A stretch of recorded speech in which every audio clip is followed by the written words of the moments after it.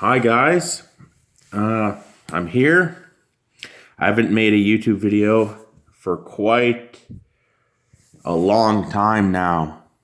It's been a long time since I've made a YouTube video. This is the last video I'm going to make, probably for the next couple of months. So probably, or for sure, the next video after this will be out in April. The reason being that I'm going to do some cardio indoors, power walking cardio that I haven't done for a while. So I have to catch up on that. And I also am going to contact some people who own different gyms here in Edmonton, Alberta, Canada. And I am going to find a place for sure where I can store my odd lifting dumbbell, and I will start doing my my odd lifting training within the next 6 weeks or so, or in the next 2 months. So that's the status for my odd lifting, an update for that. Now,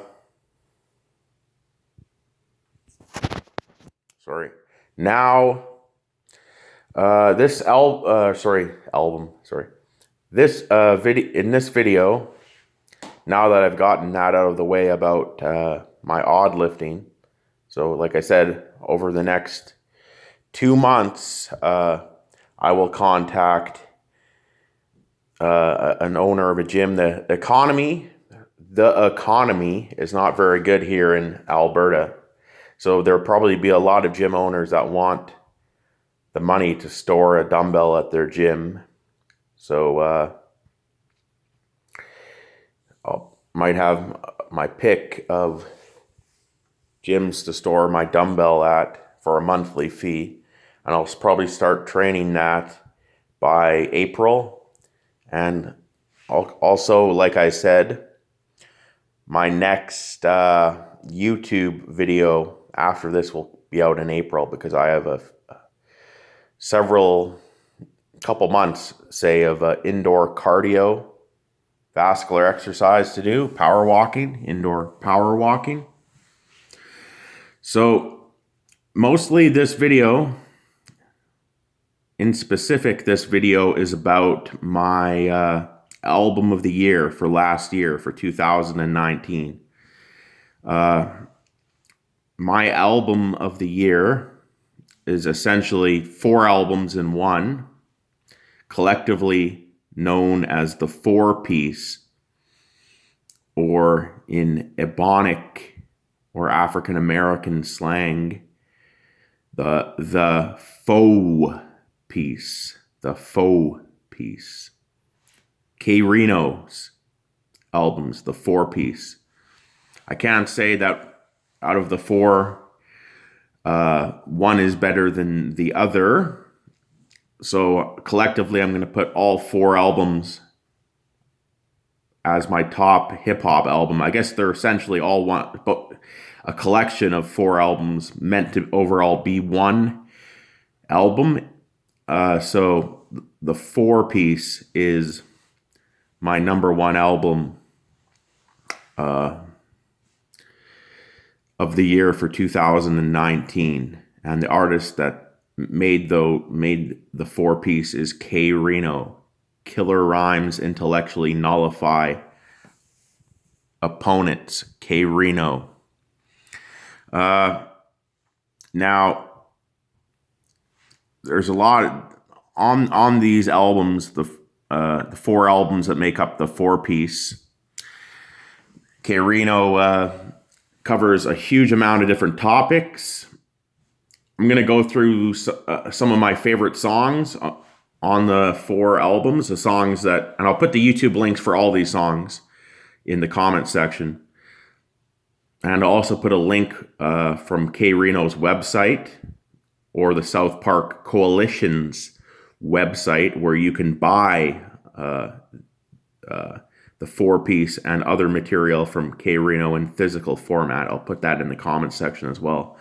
My favorite songs on the album, and it's the reason I put this, the four-piece, as my favorite hip-hop release of 2019 is because K-Rino's ability, I know it's 4 albums in one overall, it's just meant to be one album though, I guess.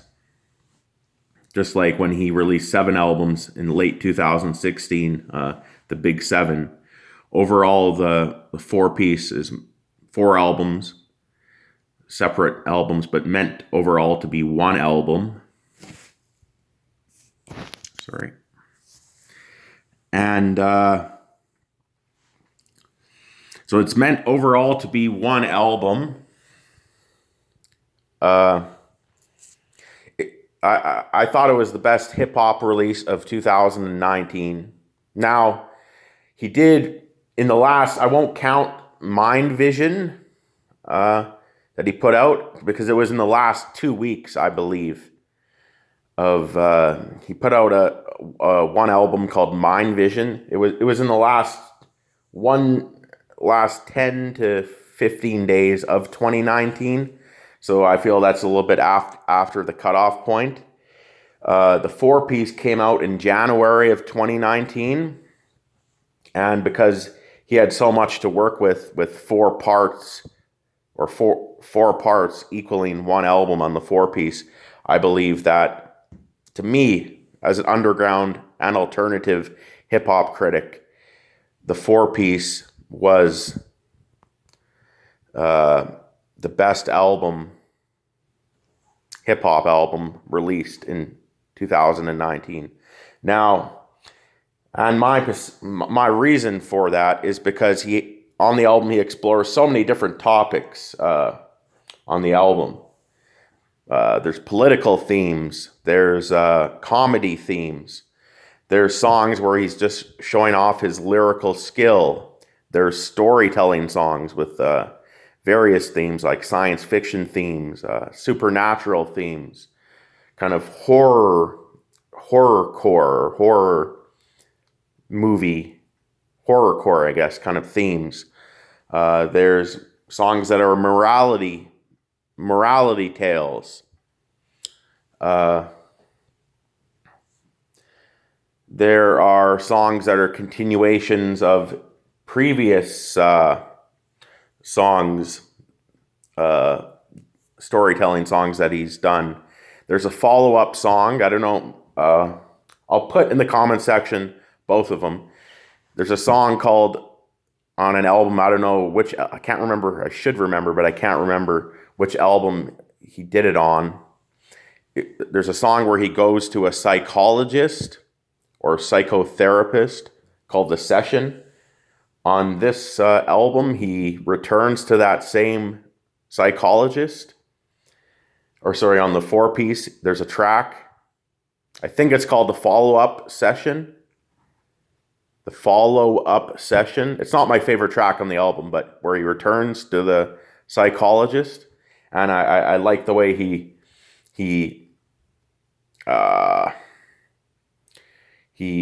crafted that song, where he returns to the psychologist on the album, on the song, The Follow-Up Session. Now, I'm going to go through my favorite songs on the album. My favorite song on the album is kind of a song about morality and parenting. It's called Sit Down. Sit Down. It's funny as well, but for some reason, I don't know why, I like that song the best out of any song he did on the four-piece. The song Sit Down. It's about parents, these days, K-Rino sees parents as losing control of their kids, and their kids disrespecting their parents and their elders, and he advocates for more strict parenting. It's also a funny song. He has a lot of humorous lyrics in there. But that would be my favorite song on the album, Sit Down. And I basically, I think he's not just talking about K-Rino.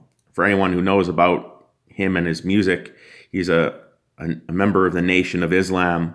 I don't think he's strictly talking about African American parents on the song "Sit Down." I think he's talking about parents in general in first world countries and in his home country of the United States. He lives in Houston, Texas, USA. He's from the neighborhood of South Park in Houston, Texas. But I think he's talking about parents in any kind of first world country that have spoiled kids that misbehave, and how to react according to his own religious and moral and ethical views, how he would react or how he views it. And it's very realistic, the situations with anywhere from infants to teenagers he describes on that song, "Sit Down." It's very realistic to what I even see here in Edmonton, Alberta, Canada, how kids misbehave. It's very realistic for a first world country, I guess. And probably even in developing nations, but specific in secular first world countries like United States, United Kingdom, or Canada or Australia. It's very realistic for a very realistic song, very well crafted, well written song. It's a song I appreciate a lot, even though I don't have children of my own, but it's very well done. It's a song, "Sit Down." I'll put the YouTube link for the song in the comment section. My second favorite song on the album, I'll do a top three songs from the four-piece that really got to me. There's a lot there, but three songs that really, I'll do four actually. There's four songs that really stuck with me. The second one would be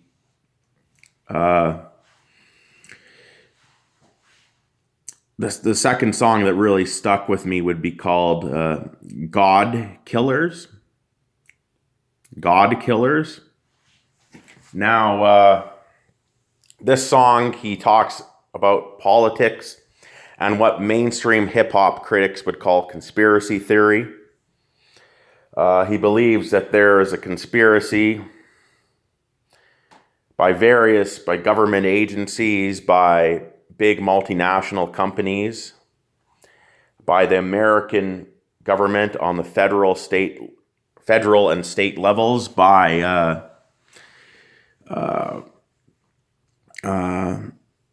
religious bodies of all religions in the United States, by big pharmaceutical companies, large food companies like maybe even Coca-Cola, Pepsi, or McDonald's. Basically, he believes that there's conspiracy to a satanic, evil conspiracy, and I happen to agree with him on this heavily, that would suppress African American and Latino people or Native American people in the United States. And if you just want to say not just African American, but non-white people, non-Caucasian or non-white people, and even poor white people, like, say, the Insane Clown Posse were considered poor white trash when they were growing up. People like that would be included, or even a young Eminem back in the 80s, early 90s, like even poor white people. And overall, a conspiracy also against real hip-hop, real, true hip-hop, and add to the list of big companies or agencies that oppress. He starts with African Americans in the song, but that can be extended to all marginalized people that he views as being marginalized in his country of America and in any first world country. He starts with African Americans, but then it can be extrapolated, in my opinion, upon towards any marginalized group in any first world country or developing nation, but especially I think in the song he's talking about first world countries, and in specific the United States of America in the song God Killers. Now, like I said, he believes there's conspiracy by all these government agencies, and multinational companies to keep the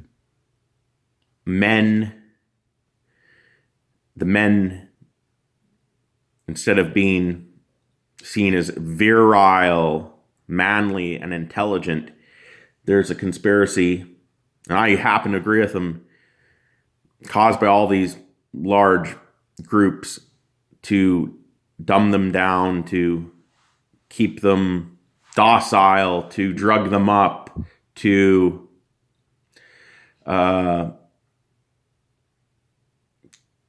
even contribute to them lacking or becoming impotent, to cause them to have poor health through fast food and things like that. And especially through, even more so than fast food, to cause them to have poor health through things like drugs and alcohol, which on that point, on street drugs and alcohol, I heavily agree with him when he speaks about that on the song God Killers.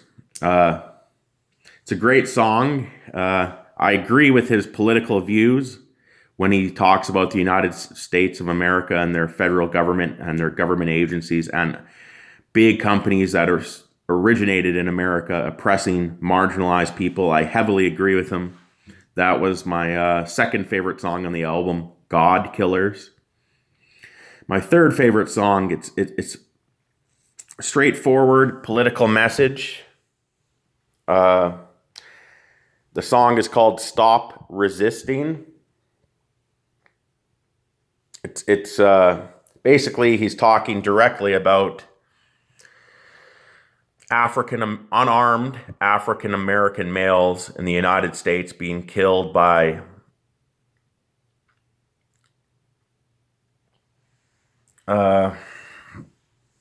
white police officers who are armed, obviously. I guess you could extend that to non-white people in general, so Latino Americans. In specific, in the song, he's talking about non-white people, but mostly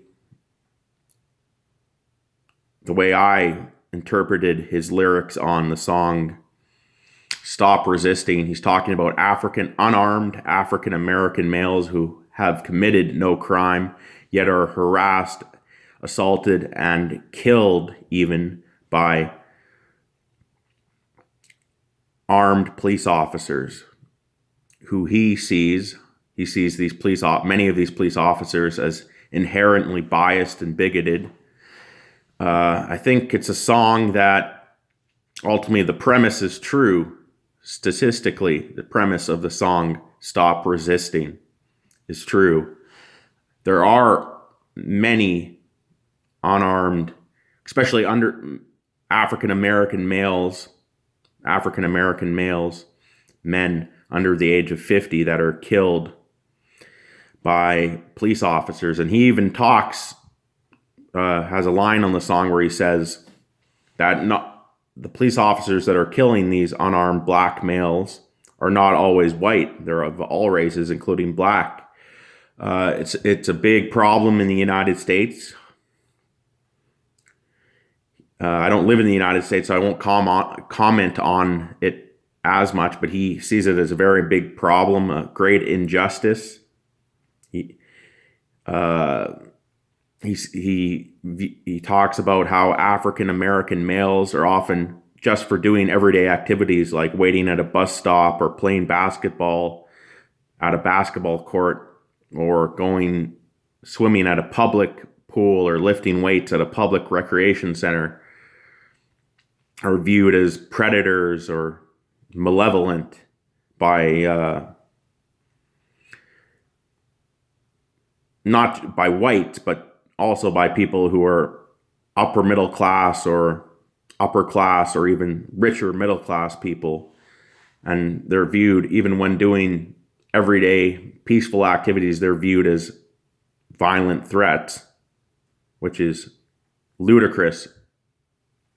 And a ludicrous, ridiculous thing that they could, when they're doing activities like that, playing basketball, swimming in a swimming pool, waiting at a bus stop,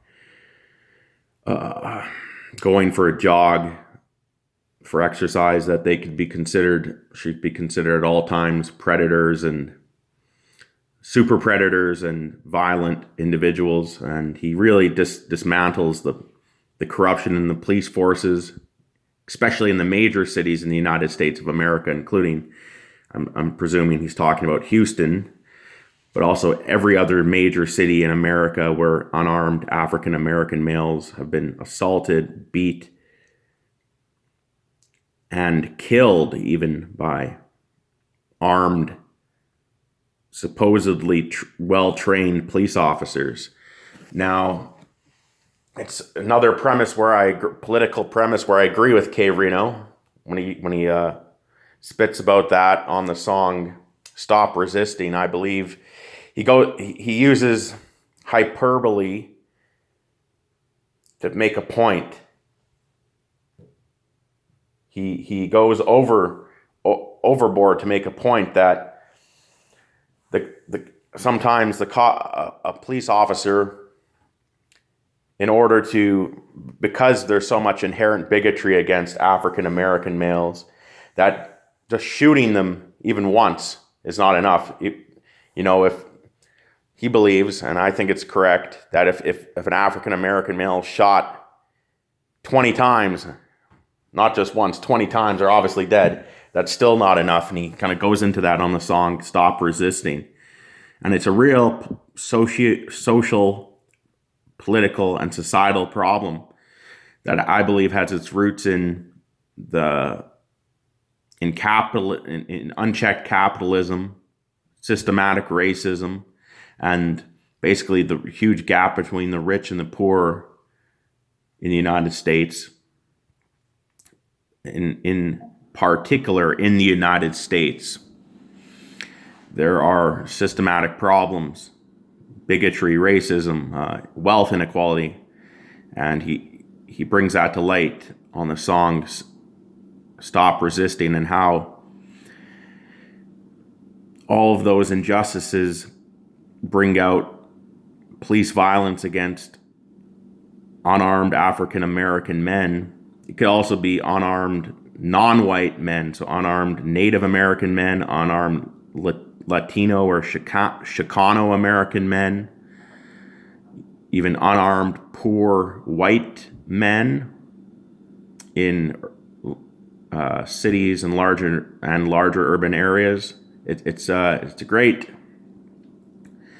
injustice, and I think the root of the problem is, other than spirituality.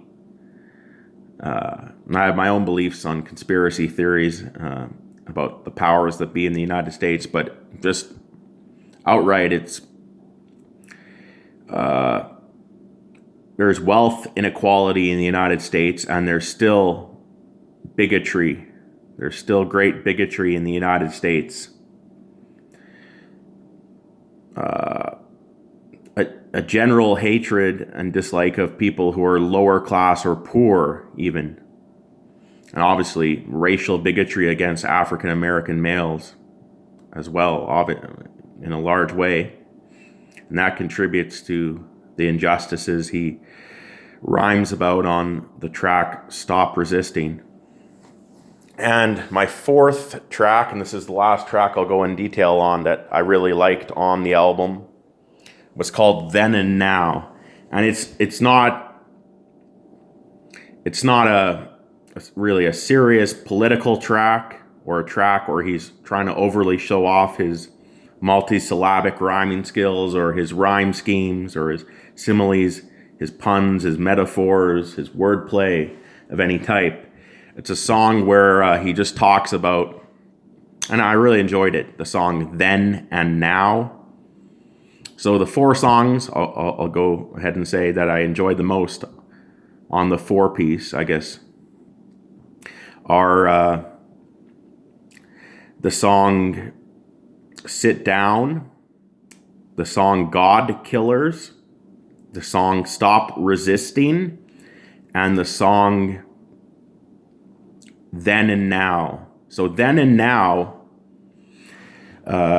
has the least serious tone out of all those four songs. It's about the kind of the society, not really societal, the cultural and technological. Sorry, again, the cultural and technological changes that K-Rino has seen since he was a younger kid in the late 70s. So let's say he's talking about in the song 1975 to perhaps 1995. So K-Rino is 49 years old. He's born in 1970. So he's 49. So I guess he's talking about how much the world's changed from when he was a young man, from 1975 to say 1995. And he goes in detail talking about how technology has changed, how pop culture's changed, how everyday life has changed. And it's a very, introspective and reflective song, and it's very well written. And it's a song I really enjoyed as well, even though it's not really political at all. It's not dealing with what are called conspiracy theories at all. It's not dealing with racial tension at all. It's not dealing with science fiction, supernatural, or horrorcore themes, or even real street themes overly, or gangsta rap themes at all. But it's just a retrospective that he sees of how the world has changed in his eyes from when he was a young man, say from, like I said, 1975 to 1995 to present day, where everything's in the world of the internet and things like that, social media. So he talks all these big changes that he's seen in his 49 years of life. I guess when he wrote the song, it was 48. So between the time he was a toddler and between the time he reached his very late 40s, the great changes in American life and life in the hood. He references the hood. He grew up in South Park, Houston, Texas, USA, and that neighborhood is known not just in Houston, or not just in Texas, and all of the United States, and now it's starting to be known worldwide as being a very legit neighborhood. South Park in Houston, Texas, USA, just like the cartoon, South Park. It's a neighborhood that even someone like, let's put this in here as a bit of trivia, even someone like Eminem, when he hears the name of that neighborhood, he knows it's in Houston. He knows that he can't go there unless he talks to certain Houston legendary rappers and gets their support first. He won't be endorsed there. I wouldn't say he couldn't go there. He wouldn't be endorsed there. He wouldn't be warmly welcomed there. And on a song, past song, even though he never said it by name, Eminem made it clear that he didn't want any heat with K-Rino or any other rappers from Houston, Texas, not just South Park, but other areas of Houston, Texas, in particular the city of Houston. He made that very clear, both lyrically and in street beef. He didn't want it. He didn't even want to. He knew that he was outdone because there's so many legendary rappers. You can look them up from Houston, Texas alone. That one major city in Texas, and even more from the whole state of Texas. I don't think Eminem wanted to step to any of them, any of the legends. K-Rino being in my belief, the most lyrically skilled and gifted rapper from Texas. I don't think Eminem wanted any smoke with any of them. He didn't want any smoke at all. And Eminem's friends with a lot of rappers from Houston and other parts of Texas. I know for a fact that they squashed whatever beef there was, even though there was no face-to-face meeting with K-Rino and Eminem. They had a beef about 14 years ago when the original recordings of Foolish Pride were released. But I know that there's other more mainstream rappers from Houston, Texas that Eminem is friends with, and other cities in Texas. And definitely Eminem did not want any smoke with the legendary K-Rino, the Wizard. Because all of those mainstream rappers from Texas, even though they're much more mainstream in content, heavily respect K-Rino. And they know he's a legend, and no one, I don't like to swear often, no one fucks with K-Rino in the state of Texas, in the hip-hop community. So I would go as far as to say no one in almost the whole South region of the United States, or southern half of the United States. He's a legend, universally respected, and now he's starting to be respected more in the northern Midwest, where Eminem is from, and in the Northeast, and in California, and worldwide. So K-Rino, a very well-respected underground hip-hop artist worldwide, not just in the United States, in the large cities, everywhere in the world. And no one wants any smoke with K-Rino, the Wizard, in a on-wax rap battle. Perhaps the only person who would, even though I know he respects him, and they have different political views, it would be a crazy, even if they did it in Smack URL, if they had this rap battle, or King of the Dot, K-Rino versus Diabolic would be an insane rap battle. Two of the best underground, two very, very elite top tier underground hip hop lyricists. K-Rino's been in the game longer, but Diabolic's also heavily paid his dues and been in the game a long time. Even, I'm saying these guys like K-Rino and Diabolic, if they were to battle, would, like Cassidy has had some okay showings in rap battles, but these guys are miles ahead of Cassidy. They're miles ahead of even Immortal Technique in lyrical skill. I would like to, or even Just Allah, who is currently beefing